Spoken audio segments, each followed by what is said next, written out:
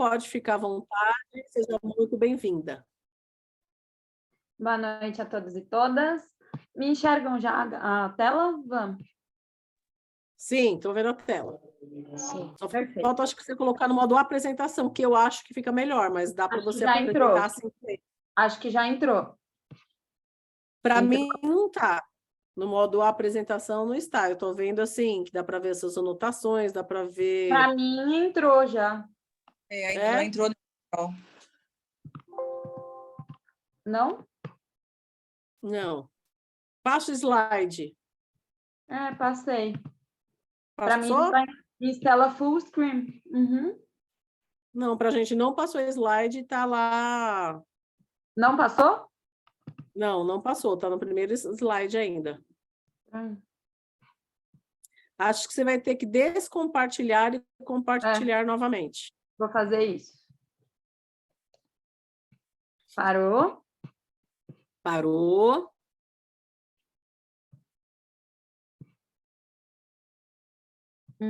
Deixa eu ver aqui. Foi? Foi, agora sim. Agora está perfeito. Ótimo. Como que eu fecho isso daqui só? Ele fica na tela? Aquela coluninha lá em cima, Isso. tem uma forma de você sumir com ela. É que agora eu não estou vendo e eu não sei de cor, assim. Acho que tem aqui opções de visualização.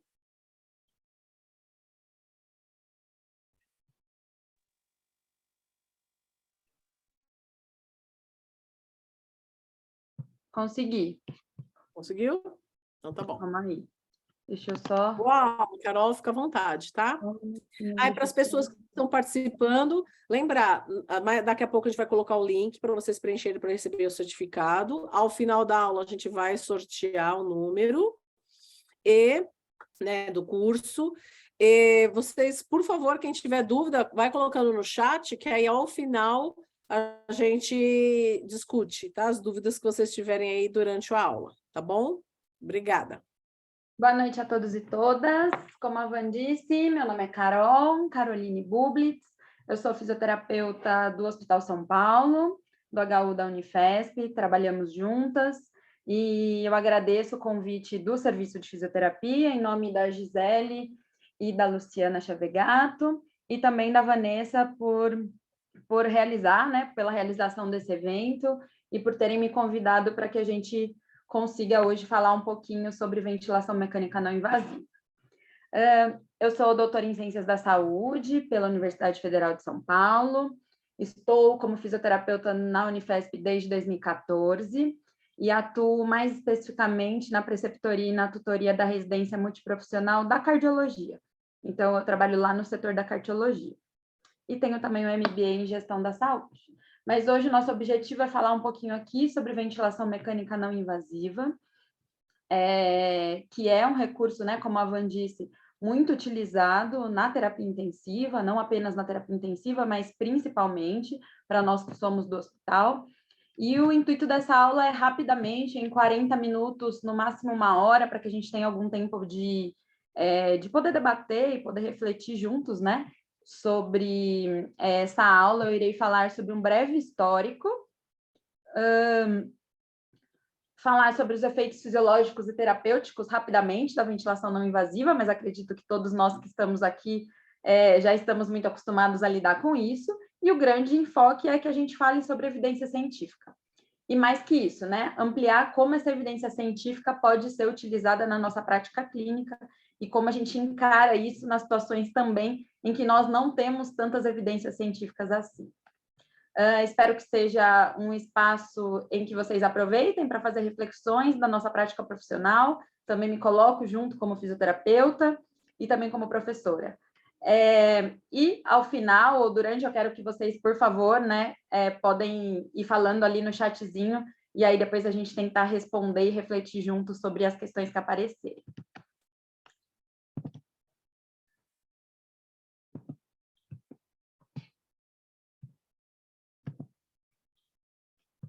Se eu sumo com o negócio, não aparece. Deixa eu ver aqui. Hide de novo. Bom, Então, falando rapidamente sobre um histórico da ventilação mecânica não invasiva, né? Como que ela surgiu? Lá na década de 1930, 1950, com a epidemia da poliomielite e o aparecimento de muitos casos de insuficiência respiratória, começou-se a utilizar a ventilação mecânica com pressão negativa extratorácica. Nos formatos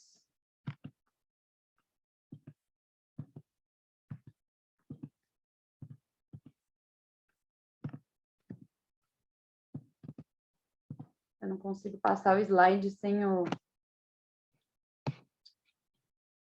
Vou jogar aqui para cima.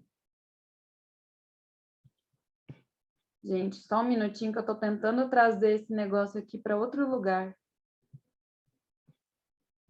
Senão ficar atrapalhando vocês.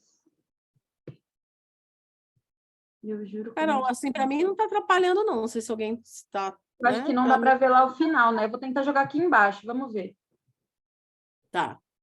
Bom, porque ele não deixa eu passar o slide sem isso. Ah, agora foi. Bom, então, 1930, 1950, a ventilação mecânica com pressão negativa extratorácica. E ela apareceu na epidemia da poliomielite e apareceu nesses pulmões de aço, né? E nessas couraças. Então, a ideia era gerar uma pressão negativa aqui externa e que realizasse aí o aumento da expansão pulmonar para permitir a ventilação desses pacientes. Já na década de 1960, então, foi a evolução dessa ventilação mecânica com pressão negativa para o início da ventilação mecânica invasiva com pressão positiva. E aí isso salvou muitas vidas, e a gente sempre fala, né, quem estuda ventilação mecânica já ouviu falar no Birdmark 7, alguns de nós tivemos contatos com ele, que salvou muitas vidas, mas também trouxe muitos prejuízos para os pulmões dos pacientes. E aí, com o objetivo da ventilação mecânica invasiva, que era aliviar total ou parcialmente o trabalho respiratório e melhorar a troca gasosa, também houve o início de muitas complicações. Quais eram essas complicações? Principalmente associadas à pneumonia associada à ventilação mecânica e casos de aumento de mortalidade nos pacientes que eram muito frágeis. E então, entre 1980 e 1990, começou-se o uso aí da ventilação mecânica não invasiva com pressão positiva.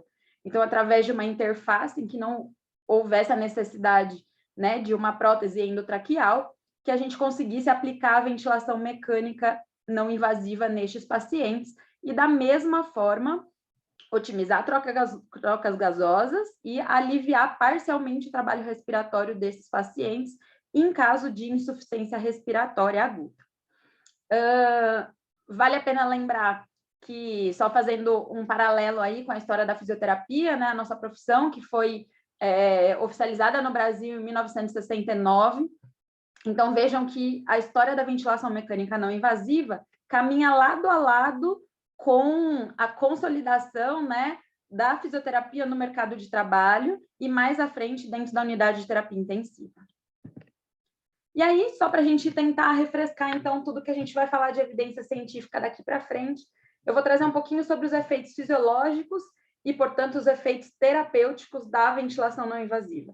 E se a gente, nesse histórico, pensar que ela foi pensada para casos de insuficiência respiratória aguda, não é difícil a gente imaginar que a maior parte da literatura está nessa linha. Então, as próprias sociedades, né, de pneumologia, de fisioterapia, de terapia intensiva, tentam se respaldar e aumentar as evidências científicas, pensando sempre em prevenção de intubação orotraqueal e prevenção de mortalidade dentro da unidade de terapia intensiva. Para que a gente fale desses efeitos clínicos, né, lá na frente, vamos pensar um pouquinho localmente de quais são os efeitos fisiológicos respiratórios e hemodinâmicos que a ventilação não invasiva ocasiona nos nossos pacientes.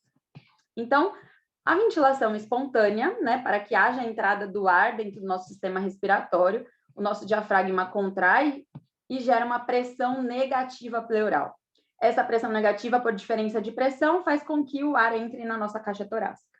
Já quando a gente está falando de pressão positiva, ocorre um aumento dessa pressão intratorácica. E quanto mais negativa a pressão pleural, maior o trabalho respiratório do paciente. Portanto, por esses efeitos respiratórios, de aumentar a pressão intratorácica dentro da caixa torácica, nós temos uma redução do trabalho ventilatório, do trabalho respiratório dos pacientes, e, além disso, outros efeitos. Quais são eles? Aumento da ventilação alveolar, melhora da troca gasosa, redução da pressão parcial de dióxido de carbono, aumento da pressão parcial de oxigênio, recrutamento de áreas alveolares colapsadas, e assim por diante. Melhora, inclusive, da sensação de desconforto respiratório do paciente, ok? Já pensando nos efeitos cardíacos e hemodinâmicos, pelo mesmo efeito da pressão positiva dentro da caixa torácica, então, quanto menos negativa essa pressão pleural, menor é o trabalho do coração para bater. Porque lá pela lei de Laplace, a gente fala que quanto menor a pressão transmural, menor o raio do coração do paciente e menor a força que ele vai ter que fazer para mandar o débito cardíaco à frente para o corpo. E menor o consumo de oxigênio. Bom, Carol, esses efeitos, né, eles não são isolados. Então, eu nunca vou colocar uma ventilação não invasiva pensando apenas nos efeitos respiratórios, esquecer dos efeitos hemodinâmicos, e nunca vou colocar uma não invasiva pensando apenas nos efeitos hemodinâmicos e esquecendo dos efeitos respiratórios, porque há uma interação cardiopulmonar. Pensando nessa interação cardiopulmonar, um excesso de pressão positiva, em que haja distensão do alvéolo, o que pode causar no sistema hemodinâmico? Uma sobreposição, um colapso dos vasos, né? Pelo aumento muito grande dessa pressão dentro da nossa caixa torácica, que ocasione tanto a compressão desses vasos, a ponto de aumentar a pós-carga do ventrículo direito, a ponto de diminuir o débito cardíaco de uma maneira que cause algum sintoma, alguma repercussão hemodinâmica para o paciente. Essas são as coisas ruins. Por outro lado, eu posso, pelos efeitos cardíacos, conseguir melhorar a função desse coração e até diminuir a quantidade do consumo de oxigênio por esse coração. Bom, Carol, então qual é o alvo, né, da nossa pressão positiva, seja ela, principalmente a gente está falando aqui da não invasiva, pensando em efeitos respiratórios, pensando nos efeitos hemodinâmicos, o que nós temos que nos atentarmos? Bom, eu quero colocar uma pressão positiva a ponto de expandir o alvéolo, melhorar a ventilação, melhorar a troca gasosa, abrir áreas antes colapsadas. Porém, eu não posso colocar uma pressão positiva tão grande a ponto de gerar interação coração-pulmão e comprimir a vasculatura pulmonar, porque eu não quero os efeitos adversos dessa pressão positiva. Hoje, já muitos estudos na literatura demonstram que talvez a chave de você ter efeitos que compliquem, né, a hemodinâmica do paciente estejam muito ligados à volemia desse paciente. Então, pacientes ou que tenham alguma disfunção do lado direito do coração, ou que tenham hipertensão pulmonar, ou que estejam hipovolêmicos, são os que repercutem de maneira negativa aos efeitos da pressão positiva quando aplicadas no pulmão.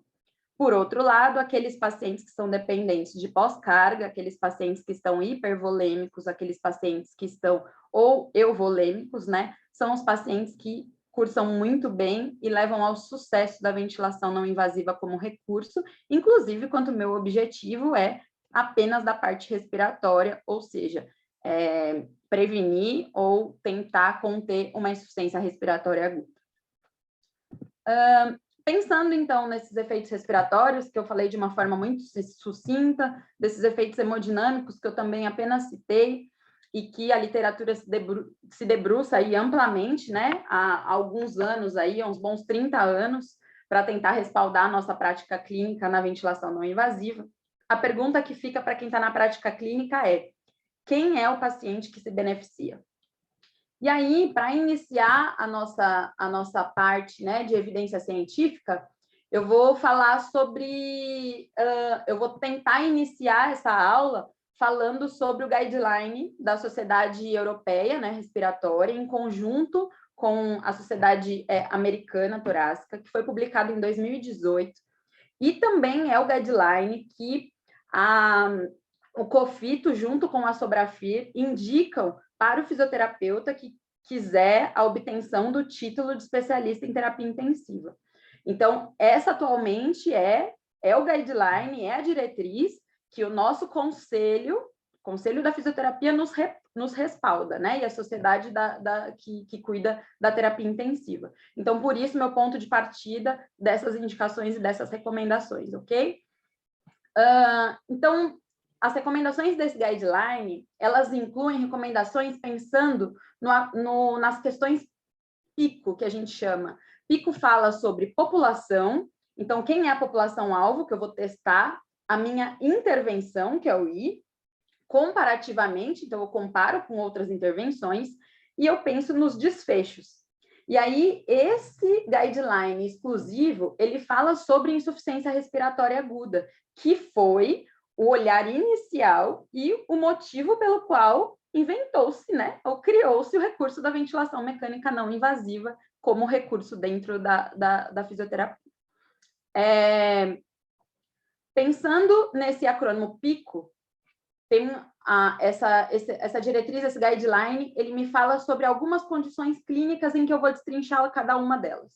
Então, me fala sobre prevenção de hipercapnia na exacerbação da DPOC, hipercapnia na exacerbação da DPOC, edema pulmonar cardiogênico, exacerbação da asma, pacientes imunocomprometidos, insuficiência respiratória de novo, né, que a gente vai falar o que é isso, pacientes no pós-operatório, pacientes em terminalidade ou cuidados paliativos, pacientes traumáticos, pacientes numa pandemia viral, pós-extubação em pacientes de alto risco, tanto de maneira profilática quanto de maneira curativa, e desmame em pacientes hipercápnicos. Então, o que é que essa diretriz fala? A literatura já amplamente demonstra que a ventilação não invasiva deve ser utilizada em casos de exacerbação de doença pulmonar obstrutiva crônica. Esse guideline fala que, principalmente, e a recomendação é forte, ou seja, pautada em ensaios clínicos controlados e randomizados, na insuficiência respiratória hipercápnica com presença de acidose. Aí sim eu consigo prevenir intubação e diminuir mortalidade nesse perfil de paciente. Essa é a recomendação das diretrizes. E nós temos diversos materiais na literatura que nos falam o porquê que a ventilação não invasiva faz efeito na doença pulmonar obstrutiva crônica. Eu trouxe aqui alguns pensamentos para a gente, só para a gente relembrar, né, o porquê. Por quê? Porque nessa população, a VNI aumenta a ventilação, e só de aumentar a ventilação, principalmente a ventilação alveolar, consegue reduzir a PaCO2 e aumentar o pH, que no caso são as principais alterações que estão presentes nos casos de exacerbação da DPOC. Além disso, a VNI é capaz de reduzir o trabalho respiratório e, inclusive, redirecionar fluxo sanguíneo. Então, esses pacientes fazem muito roubo de fluxo, né? E aí o débito cardíaco não chega na periferia porque está todo deslocado para a musculatura ventilatória. Além disso, a VNI é capaz de estabilizar e recrutar alvéolos, fazendo com que haja uma melhora da oxigenação, e ainda, por estabilizar essas vias aéreas de menor calibre, eu consigo, inclusive, diminuir o aprisionamento de ar nesse perfil de paciente. Então, a evidência científica é muito respaldada e muito forte para a gente utilizar na exacerbação da DPOC, ok? Edema agudo de pulmão, né? E aí eu vou aqui incluir a minha prática clínica, né? Que sou mais específica ali da cardiologia. Há uma forte recomendação pelo guideline para que nós utilizemos a VNI em pacientes com edema agudo de pulmão. Qual é o racional por trás disso? Então, quando há edema agudo de pulmão, aumento da pressão hidrostática de capilar pulmonar, e aí, portanto, um desequilíbrio entre essa pressão hidrostática e com que a água vá para o tecido pulmonar. Então, quando você aplica uma pressão positiva, você diminui a água extravascular pulmonar, porque você reequilibra essas pressões, e você consegue diminuir a congestão pulmonar. É claro que aqui eu vou fazer um parênteses, né? Nunca a VNI sozinha, a VNI em conjunto com o tratamento otimizado da equipe médica, que normalmente inclui vasodilatador e diurético. Diminui a congestão pulmonar, reduz a vasoconstrição pulmonar hipóxica, porque eu aumento essa oxigenação, e aí faz com que esse indivíduo tenha uma redução do trabalho respiratório. Eu consigo, além disso, melhorar o fluxo de oxigênio para o miocárdio, porque eu diminuo a pós-carga do ventrículo esquerdo por aqueles efeitos que a gente acabou de falar, hemodinâmicos, né? Então, quanto mais pressão eu tiver dentro da minha caixa torácica, menor o raio do coração. Quanto menor o raio do coração, mais força ele vai conseguir fazer para ejetar o sangue desse coração. Bom, então eu falei aqui sobre as duas recomendações que são fortes no guideline: doença pulmonar obstrutiva crônica em exacerbação e edema agudo de pulmão. Para além disso, nós temos recomendações que eles falam que são sem evidências suficientes. Quando eu falo sem evidências suficientes, não é que eles nem recomendam e nem contraindicam. Eles só dizem que, pela heterogeneidade dos estudos, eles não vão nem se comprometer em indicar e nem em contraindicar. Essas duas situações clínicas são exacerbação da asma e pandemia viral. Nós, fisioterapeutas na prática clínica, dentro das unidades de terapia intensiva, nos deparamos algumas vezes com casos de exacerbação, né, de pacientes asmáticos com crises de broncoespasmo, em que a ventilação não invasiva é utilizada em conjunto com a terapia broncodilatadora prescrita pela equipe. Justamente pelos efeitos serem muito controversos, em alguns estudos a favor e alguns estudos contra, é que esse guideline não produz nenhuma recomendação. Gostaria aqui de fazer um parênteses de qual o racional por trás de utilizar, né, no broncoespasmo. Ventilação não invasiva, então, conseguiria estabilizar a via aérea e ajudar esse aumento de resistência que está temporariamente ali ocorrendo naquela via aérea.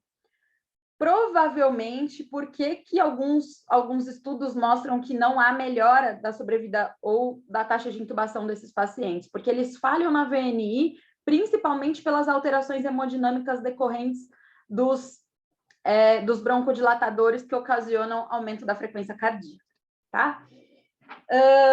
Pandemia viral. Então, vivemos aí o COVID, né? E muitas outras evidências científicas surgiram de que a ventilação não invasiva pode sim ser utilizada em pacientes com COVID e evitou-se muita intubação traqueal e melhorou a mortalidade. Mas o consenso, essa guideline aqui de 2017, fala que não tem evidência científica suficiente nem para indicar, nem para contraindicar. Saímos agora das evidências que recomendam e das evidências que não existem, né, nem para recomendar, nem para não recomendar, para entrar nas recomendações condicionais. Quais são elas? Pós-operatório de cirurgia abdominal, que é uma recomendação condicional, e pós-operatório de cirurgias cardiotorácicas, que tem forte recomendação. Qual a ideia de utilizar a VNI nesse perfil de paciente? Muito provavelmente eles estão com a mecânica respiratória alteradas. E quando você, com o recurso da VNI, devolve a ventilação desse paciente ou melhora a ventilação, além de talvez ali melhorar a nível alvéolo capilar, a parte de talvez congestão, sobrecarga hídrica que ocorreu pelo pós-operatório, você acaba recrutando áreas antes fechadas e melhorando esse perfil de paciente. Então, a recomendação condicional de cirurgias abdominais, depender da cirurgia, e forte recomendação para cirurgias cardiotorácicas. O próximo perfil de paciente. Pacientes em cuidados paliativos, pacientes em terminalidade. É uma recomendação condicional pelo racional de que talvez esse recurso possa ser utilizado em pacientes com insuficiência respiratória reversível ou em pacientes para melhorar a sensação de desconforto respiratório. Trauma torácico também é uma recomendação condicional pensando principalmente em problemas linkados à caixa torácica, à estabilização alveolar, e que é possível de obter resultados positivos nesse perfil de paciente. Paciente imunossuprimidos, também uma recomendação condicional, pelo alto risco desses pacientes serem submetidos à ventilação mecânica invasiva e cursarem com piora clínica, principalmente por ligado à infecção, né? Já que são pacientes frágeis. Então, tentar utilizar a ventilação não invasiva nesse perfil de paciente. Um tópico, né, muito falado e que nos últimos anos deu bastante comentário aí na área da fisioterapia, que é utilizar a ventilação não invasiva pós-extubação em pacientes de alto risco. Recomendação condicional e favorável em pacientes de alto risco. Mas aqui importante, na utilização profilática. O que quer dizer isso? Quer dizer que os pacientes de alto risco devem ser extubados e imediatamente colocados em ventilação não invasiva, para evitar o surgimento de insuficiência respiratória. Para aqueles pacientes que você, uma vez que você extubou, colocou em oxigenoterapia convencional e foi fazer outra coisa, e esse paciente cursar com insuficiência respiratória, o uso da ventilação não invasiva de maneira curativa não é indicado por ter desfechos adversos com aumento de mortalidade. E aí a pergunta, né, que fica aí é: quem são os pacientes que são os pacientes de alto risco? E aí a gente tem evidências científicas robustas na literatura, então trouxe aqui um artigo da Critical Care, de 2019, se não me engano, está aqui atrás, falando que os pacientes que têm alto risco de falhar após extubação são os cardiopatas, principalmente os cardiopatas com disfunção ventricular esquerda e os pacientes com insuficiência cardíaca, mas também inclui-se nesse rol os pacientes que têm fibrilação atrial ou algum tipo de arritmia controlada. Os pacientes pneumopatas obstrutivos, especialmente os pacientes com doença pulmonar obstrutiva crônica. Quanto aos pacientes pneumopatas restritivos, há muito viés de literatura, então não é isso fortemente consolidado. A evidência científica é boa em pacientes obesos, porque normalmente os pacientes obesos cursam com síndrome de hipoventilação, e pacientes idosos com mais de 65 anos. Então, essas são as melhores evidências para a utilização da VNI. Só que, como nem tudo pode ser tão fácil, né? Os melhores desfechos obtidos, e aí eu trouxe 2 referências de literatura, de estudos que foram publicados em revistas de alto impacto, então, tanto no Lancet quanto na American Journal Respiratory Critical Care, falando que, para esses desfechos serem positivos, de evitar reintubação nesses pacientes de alto risco, eu preciso utilizar a ventilação não invasiva o maior tempo possível durante as primeiras 24 horas pós-extubação. Então, talvez aquela VNI de 30 minutos não vá fazer tanta alteração em desfecho clínico, que foi um olhar que mudou muito da nossa prática clínica nos últimos anos. De tudo que eu falei aqui, de todas essas indicações que apareceram, né, no guideline europeu e americano da ATS, vejam que a maior parte dos usos da ventilação não invasiva se referem a pacientes com insuficiência respiratória hipercápnica. O que é isso, né? Insuficiência respiratória decorrente de alteração na ventilação dos pacientes, mecânica respiratória. E eu posso incluir aqui, né, os pacientes com doença pulmonar obstrutiva crônica, alguns com edema pulmonar cardiogênico, mas aí edema pulmonar cardiogênico também posso pensar hipoxêmico, talvez. Pacientes obesos, pós-extubação de pacientes que estavam entubados, que evoluem com fraqueza muscular, pacientes da neuro, pacientes paliativos. O outro lado da história é utilizar a ventilação não invasiva em pacientes com insuficiência respiratória hipoxêmica, que a gente fala sobre de novo insuficiência respiratória, a sigla, né, que usa pacientes de novo, que incluem os pacientes com SARA, os pacientes com pneumonia, ou seja, os pacientes que cursam com insuficiência respiratória sem alteração pulmonar prévia. Então, ele não é pneumopata, ok? E o que a literatura fala nesse guideline da europeu e americano da ATS é: eles também se eximem. Então, eles falam que não existe evidência suficiente para nem recomendar e nem não recomendar. Por quê? Porque eu tenho uma população muito heterogênea. Entretanto, eu trouxe essa recomendação para vocês, até porque é o que o nosso COFITO, o nosso conselho, né, nos pede, enquanto especialistas em terapia intensiva, esse conhecimento dessa diretriz, mas eu trouxe evidências científicas que foram publicadas depois desse consenso, depois desse guideline, mostrando que, muito provavelmente, o uso da ventilação mecânica não invasiva em insuficiência respiratória hipoxêmica, ele tem efeitos diferentes na literatura pela dificuldade dos terapeutas em saber dizer quando não para a terapia, ou seja, saber dizer quando a terapia foi eficaz e quando a terapia teve insucesso e deve ser interrompida. Esses casos de insuficiência respiratória hipoxêmica severas, principalmente quando a relação PaO2-FiO2 é menor que 200 ou 150, há a chance maior do paciente evoluir com um desfecho adverso. E qual é o racional por trás disso, né? Não é que nós não devemos utilizar ventilação não invasiva, mas que nós saibamos avaliar a condição clínica do paciente, a heterogeneidade daquele pulmão, e uma vez colocada a ventilação não invasiva, que nós saibamos fazer a correta interrupção em caso de insucesso da terapia. Porque tem muitos pacientes que cursam sim com melhora, principalmente nos casos em que a relação PaO2-FiO2 é maior que 200.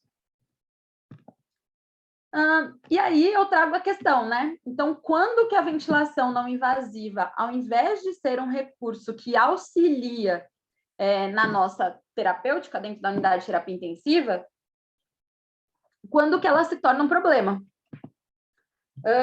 E aí esse gráfico de um estudo publicado no Lancet em 2018 nos mostra que,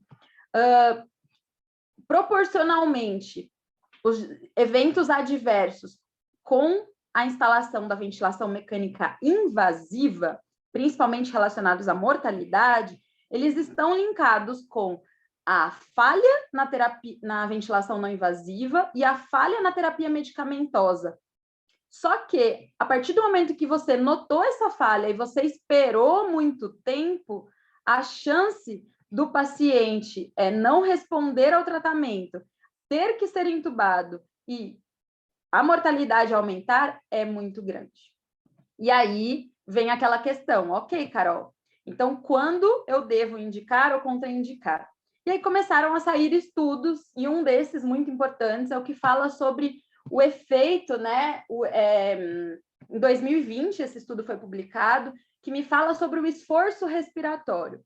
Então, aparentemente, pacientes que estão em respiração espontânea e estão realizando um esforço respiratório muito grande, podem evoluir com efeitos, com desfechos adversos, como maior chance de intubação e maior chance de mortalidade. Então, esse estudo que saiu em 2020, justamente em pacientes com insuficiência respiratória hipoxêmica, eu mostro aqui nesse gráfico, no eixo vertical da minha figura, eu mostro a variação da pressão transpulmonar ao longo do tempo no eixo horizontal.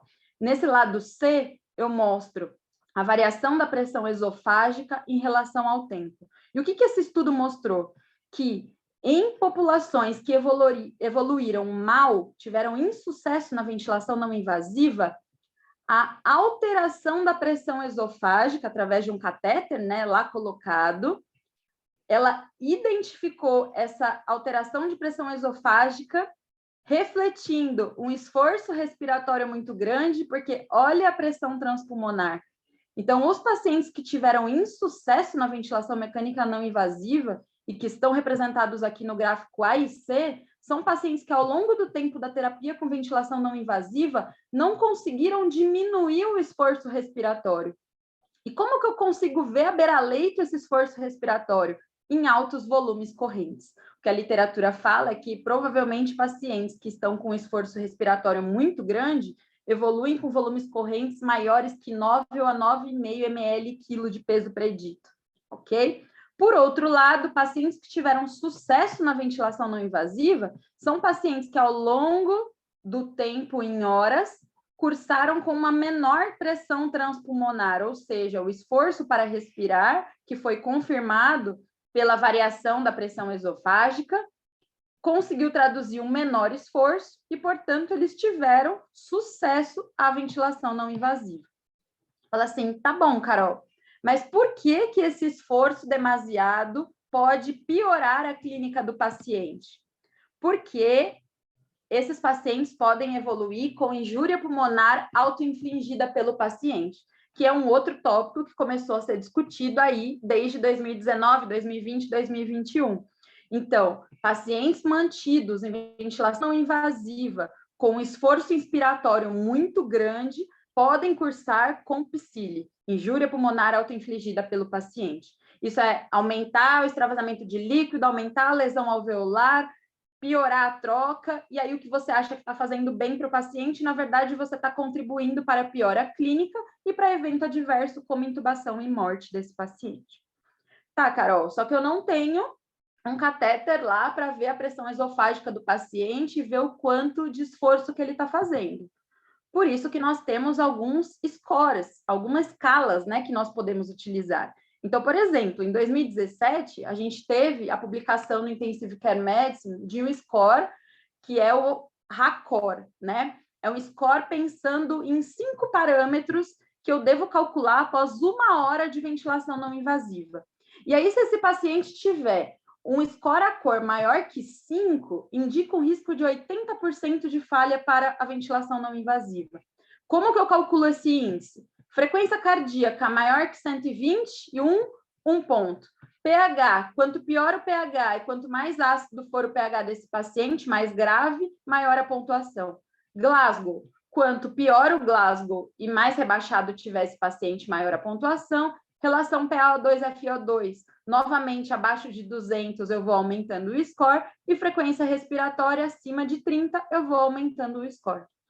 Isso é uma maneira prática de eu, à beira-leito, tentar entender quando que esse recurso ventilação não invasiva está fazendo bem para o paciente ou quando eu vou ter um desfecho adverso e posso contribuir para aumentar a mortalidade dele. O que a literatura aí respaldada nesse score ACOR e pensando nesse estudo que me mostrou sobre a alteração da pressão esofágica que aumenta o esforço respiratório e leva a PSILI, nós tivemos recomendações aparecendo para os casos de insuficiência respiratória hipoxêmica.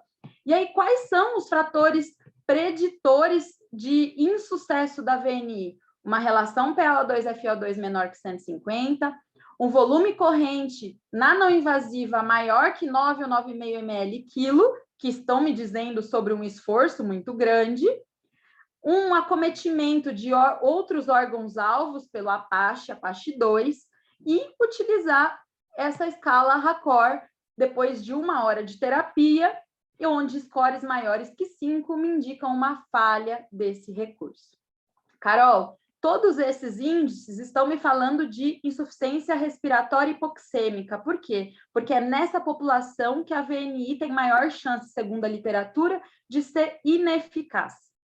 Já naqueles pacientes que eu acabei de falar lá em cima, né, antes, no começo da nossa aula, que a forte recomendação na literatura, os pacientes com DPOC, os pacientes cardiopatas, os pacientes obesos, os únicos fatores que eu tenho que ficar mais preocupada é em caso de pH muito baixo, né? Então, pH muito ácido, além, é claro, da situação clínica desse paciente. Então, quanto pior for a disfunção renal, a disfunção hepática, e aí eu vou entendendo que esse é um paciente mais grave e que não deve ser submetido por tanto tempo assim em ventilação não invasiva, ok? Falei sobre muita evidência científica, falei sobre alguns efeitos respiratórios hemodinâmicos, e, resumindo isso, eu trouxe 2 revisões de literatura que acabaram de ser publicadas, foram publicadas em 2022, tá? Fazendo um resumão de tudo isso que a gente tem, né? Falei primeiro da evidência científica do guideline. Esse guideline é o que a gente deve seguir, mas a gente tem que estar atento e ciente do que a literatura aí consegue estar trazendo de novidade para a gente. Revisão de literatura com meta-análise é o maior nível de evidência científica que a gente tem. Portanto, 2 artigos, um publicado no New England o ano passado, que mostra, então, os quadradinhos verdinhos é evidência de benefício, quadradinho amarelo, incerteza de evidência, e vermelho sem benefício ou prejuízo para o paciente. Então, o que é essa revisão? Essa daqui não é com meta-análise, tá? É só uma revisão de literatura. O que mostra? Em edema pulmonar cardiogênico, ok para prevenção de intubação. O que fala da doença pulmonar obstrutiva crônica? É onde a gente tem a maior consistência de literatura, tá?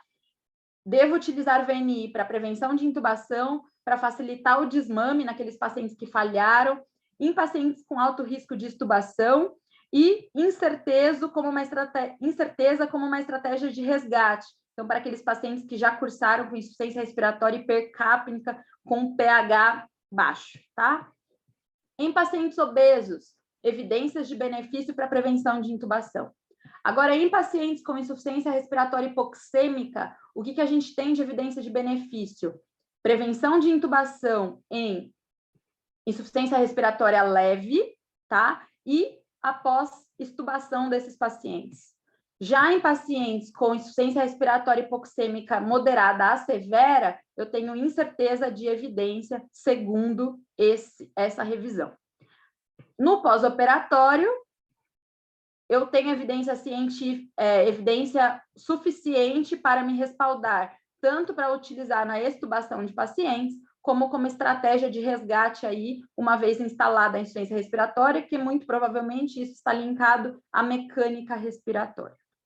Somando e corroborando com essa revisão, foi publicada uma em 2022 no Intensive Care Medicine, um pouquinho depois, com meta-análise, que fala o seguinte: a VNI previne a reintubação comparada à oxigenoterapia, ou KNAF, tá? Mas aqui eu estou falando apenas de VNI, em pacientes que estão em ventilação mecânica após 24 horas.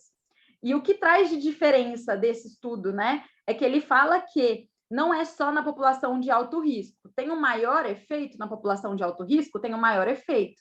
Mas, de maneira preventiva, pós-extubação, existe efeito positivo em toda a população. E aí a gente aumenta aqui, teria que aumentar algumas evidências, algumas revisões aí, algumas indicações de alguns trials e alguns guidelines.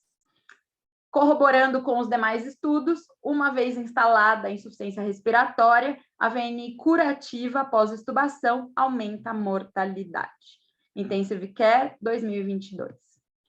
Bom, Carol, falamos sobre alguns efeitos, falamos sobre muitas evidências científicas, mas na hora que eu estou lá, à beira-leito, isso é difícil de eu relembrar onde sim, onde não. Então, por isso que, idealmente, nós devemos trabalhar com prática clínica baseada em evidência e não para colocar numa caixinha, mas para nos auxiliarmos nessa escolha de quem é o paciente que sim e quem é o paciente que não.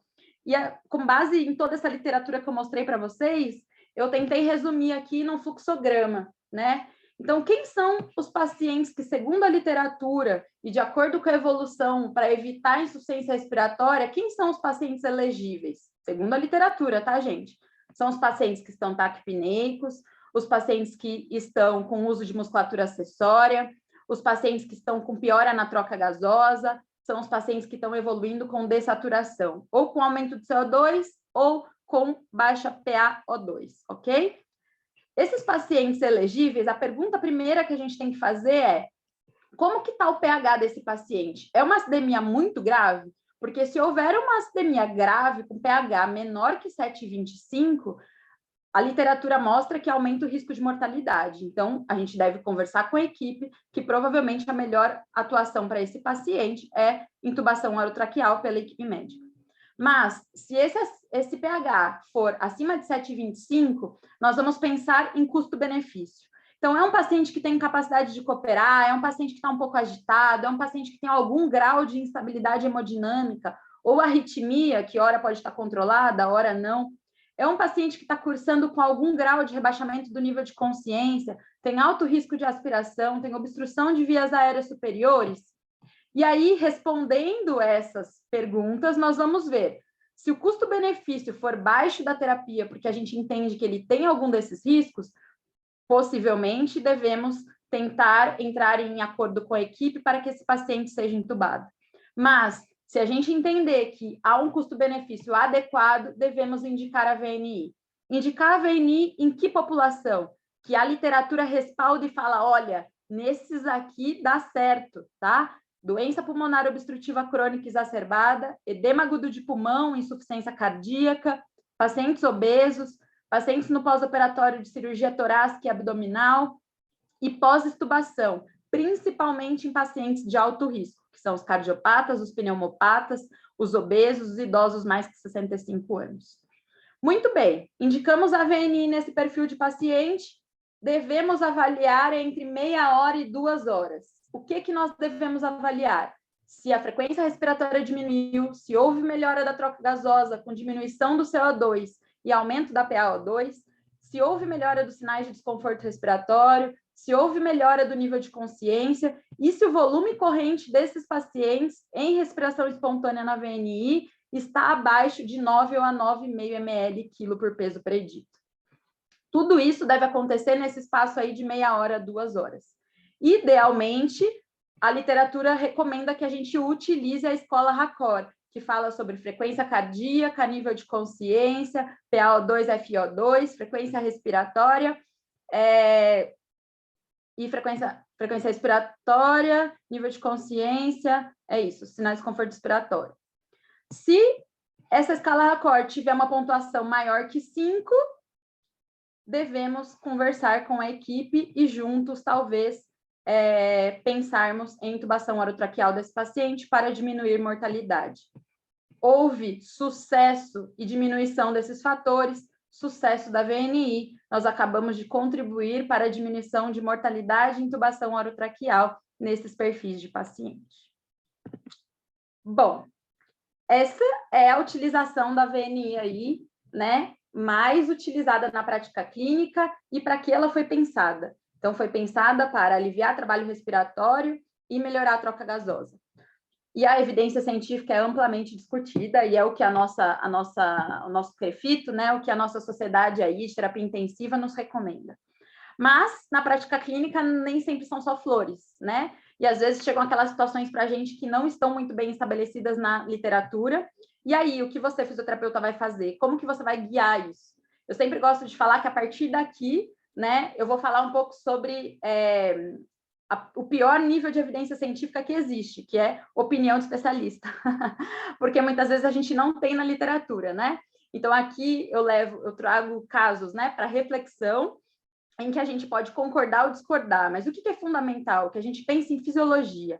Há um racional fisiológico por trás do uso da ventilação não invasiva? E aí eu vou dar alguns exemplos, por exemplo. Tromboembolismo pulmonar. Gente, TEP não há indicação de ventilação não invasiva. Por quê? Porque eu não estou trabalhando com ventilação, é um problema de perfusão. Quando você coloca uma ventilação não invasiva, você pode até causar interação coração-pulmão, aumentando a pós-carga do ventrículo direito do paciente. Congestão pulmonar. Qual é o fisioterapeuta de terapia intensiva que nunca foi solicitado para instalar uma VNI porque o paciente estava congesto? E aí as perguntas que eu trago para a gente refletir é: esse paciente está congesto, mas você está querendo tratar uma radiografia de tórax com sinais de congestão? Você está querendo tratar uma ausculta pulmonar com estertores crepitantes? Ou você está querendo tratar um paciente que está com sinais clínicos te mostrando que talvez a ventilação não invasiva tenha algum benefício clínico nesse paciente? E aí, isso é muito importante da gente pensar. Eu sou da CAD, por exemplo, né? Então, o que a gente pode ver? Que apesar da literatura não ter respaldo científico falando assim, em desfecho clínico maior, que é diminuição de mortalidade ou diminuição de intubação orotraqueal, às vezes esse recurso, quando utilizado na prática clínica, pode melhorar muito a percepção de esforço do paciente, pode melhorar muito a sensação de desconforto respiratório e pode, inclusive, te auxiliar no que é nível de evidência 1A, O que é nível de evidência 1A dentro da fisioterapia? Mobilização, exercício físico. Eu sei que exercício é o que ele precisa fazer, mas será que a congestão, em algum nível, está atrapalhando isso? Porque ele está assintomático parado, mas quando ele vai para o exercício físico, ele não consegue fazer porque ele fica sintomático. Então, será que eu, enquanto fisioterapeuta, se eu tiver disponibilidade, se eu tiver recurso, tanto de RH quanto material para fazer isso, será que eu não posso contribuir com uma melhora clínica do paciente, utilizando o recurso de ventilação não invasiva? Agora, derrame pleural, né? Para utilizar ventilação não invasiva em derrame pleural, não há racional fisiológico. Até porque quando você coloca uma pressão positiva na via aérea do paciente, provavelmente esse ar, por diferença de pressão, vai para o lugar de menor resistência, que são as vias aéreas do outro lado do derrame pleural que não estão colapsadas. Então, eu posso até ocasionar hiperdistensão daqueles alvéolos que estão bons. E quase ou muito pouco ou nenhum efeito eu vou fazer do lado que tem um derrame pleural, principalmente se esse derrame pleural for de extenso. Tá, Carol, mas em pacientes cardiopatas, eu utilizo no derrame pleural e eu tenho efeitos positivos, muito provavelmente porque os pacientes cardiopatas têm quadros associados de congestão pulmonar e derrame pleural. E aí o que você melhora é a congestão pulmonar desse paciente e não o derrame pleural.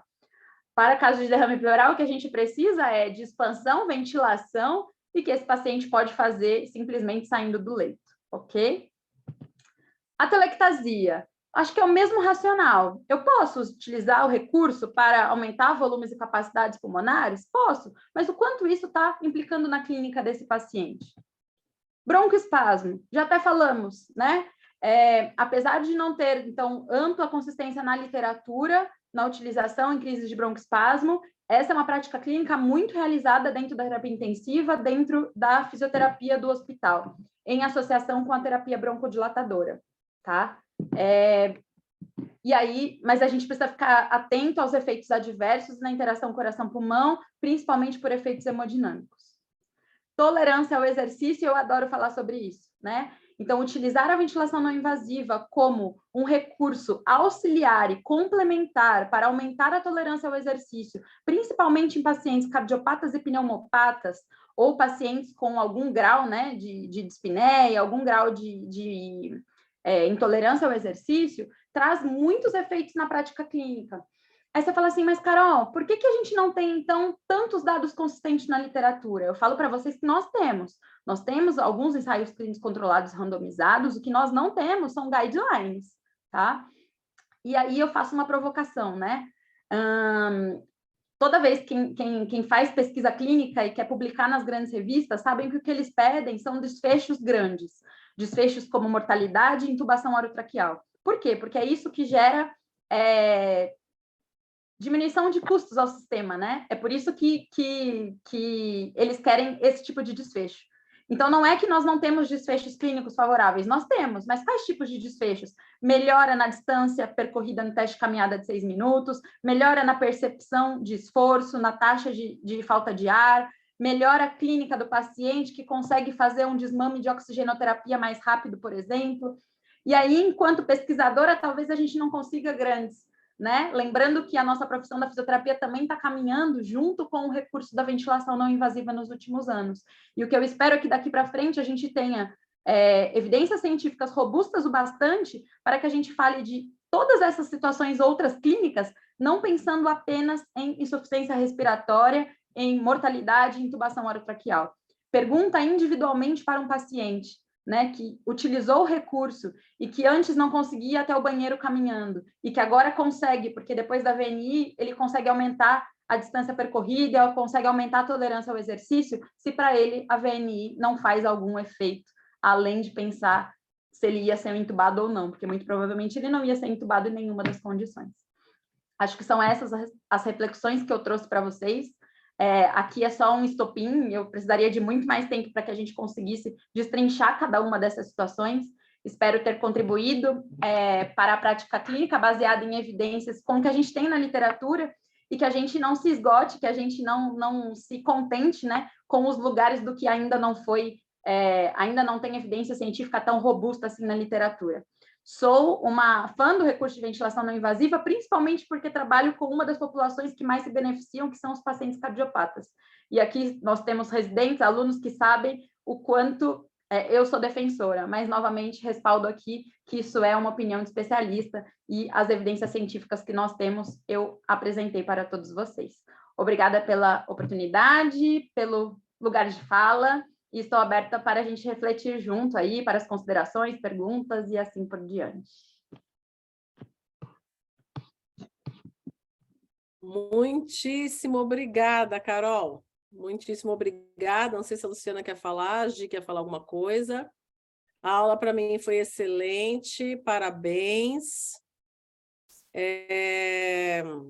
Se eu for falar alguma coisa, Vanessa, é só agradecer também, bem rapidinho. É só agradecer, porque me dá muito orgulho ver os meus meninos assim. E a Carol fala muito bem, uma excelente professora. E eu acho que a aula dela foi muito didática. Eu acho que para todo mundo, tem muito, acho que residente, muito aluno também, acho que foi super proveitoso, ainda mais por causa dessa questão toda científica de evidência que ela trouxe, acho que é excelente, a gente tem que ter isso nas aulas, né? E agradecer mais uma vez minha equipe toda, que eu adoro, tenho muito orgulho de vocês, e vou deixar vocês falarem, senão eu fico falando, tá? Parabéns, Carol. Tem só uma pergunta aqui no chat, que foi da Fernanda. Não sei se a Fernanda está aí ainda, mas lembrando a todo mundo, gente, eu coloquei já o link no chat para quem quiser receber o certificado, tá? Por favor, entrem lá no chat, pega o link e preenche. Daqui a pouco a gente vai fazer o sorteio aí do curso.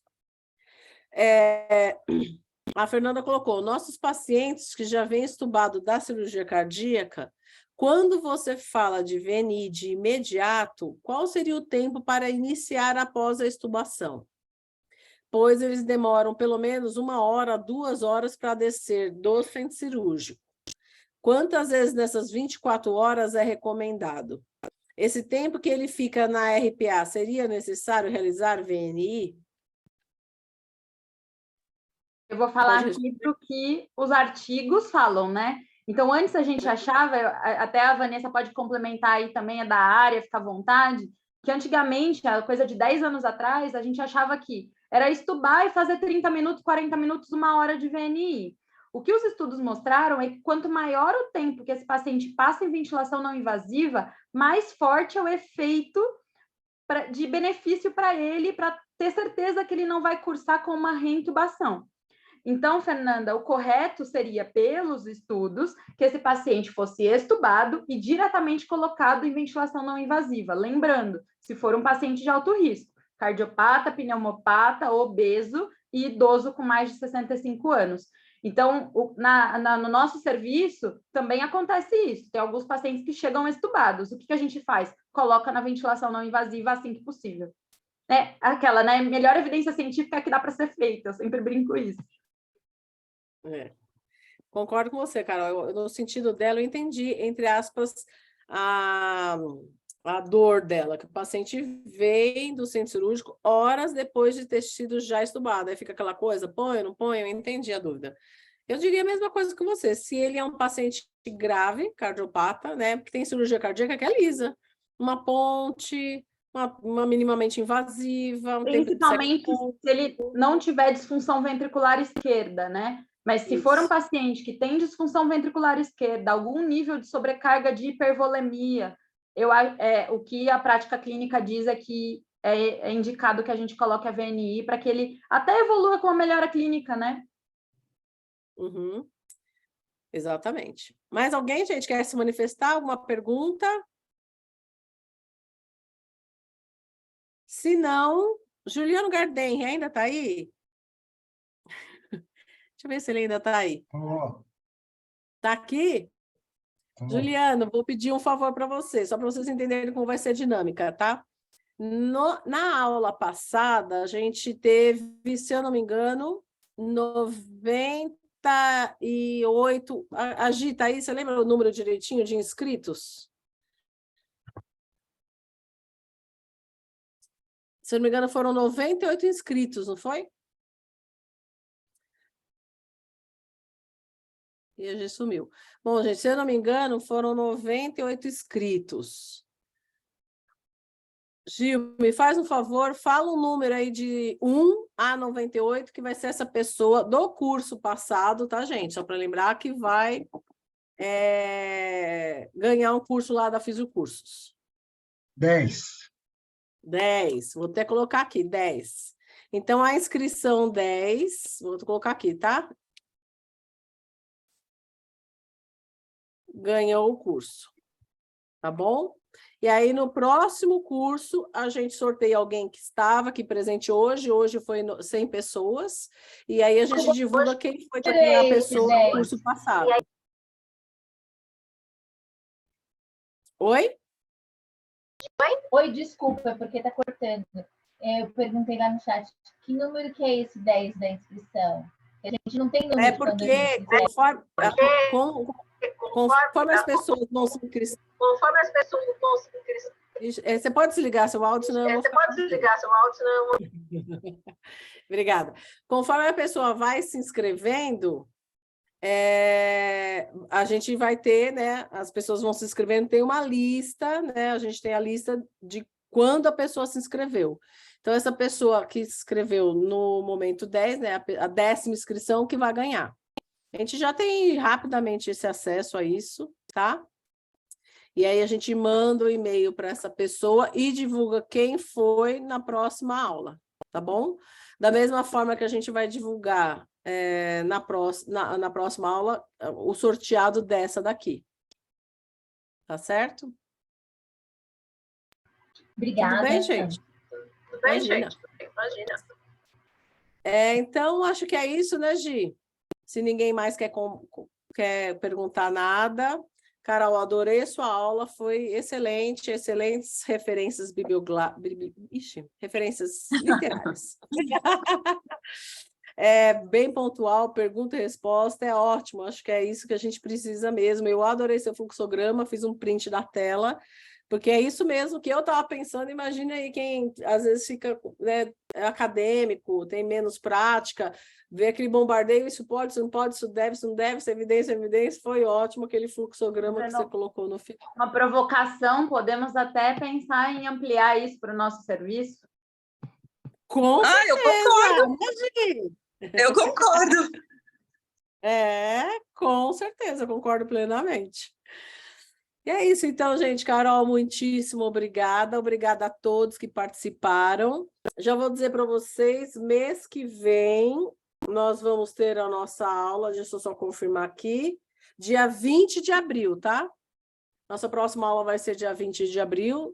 Podem me seguir, eu segui aí o pessoal aí nas mídias sociais, vai estar lá a publicação, né, de qual vai ser a aula, mas vocês podem sempre também acessar o site da Fisiocursos, que também está lá os cursos abertos gratuitos, tá bom? Conto com a presença de todos, com certeza, eu vou colocar um pouco aqui a minha certeza aqui no fogo. Acredito que não vai ter esse problema dessa limitação aí de número de pessoas, tá? Então, vocês podem divulgar. E quero agradecer mais uma vez a Gi, a Lúcia Vegato, por ter aí apostado aí nessa minha empreitada de divulgar o nosso serviço, os nossos colegas, o serviço, o nosso conhecimento, para todos, a todas e a todos, para ficar na moda. Tá bom? Então é isso, gente. Vou parar aqui a gravação. Boa noite a todos.